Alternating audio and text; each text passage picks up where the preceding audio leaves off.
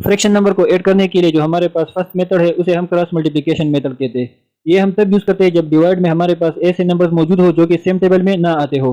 तो चलिए इसको हम एक एग्जांपल के जरिए समझते हैं। लेट्स सपोज हमारे पास दो फ्रैक्शन वैल्यूज है 4 divide by 5 plus 2 divide by 7। अब अगर आप लोग डिवाइड को देखें तो 5 और 7 है जो कि सेम टेबल में नहीं आते। तो अगर इसका हम सिंपल एलसीएम लेंगे पहले तो हमारे पास क्या आएगा, 5 और 7 का हम एलसीएम लेंगे तो 5 1 जा 5 और 7 अपनी जगह रहेगा। फिर 1 हमारे पास नीचे डायरेक्ट आएगा और 7 1 जा 7।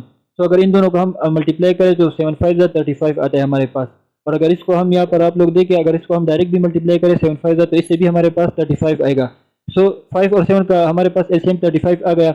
अब यहाँ पर सिंपली क्रॉस मल्टीप्लिकेशन करना है। 7 को 4 के साथ मल्टीप्लाई करना है तो हमारे पास 28 आएगा। फिर हम प्लस लिखेंगे और 5 को 2 के साथ डायरेक्ट मल्टीप्लाई करेंगे तो हमारे पास 10 आएगा। अब ऊपर दोनों वैल्यूज को हम सिंपली ऐड करेंगे तो हमारे पास 38 आएगा और डिवाइड बाय 35। तो ये इसका फाइनल आंसर बनेगा।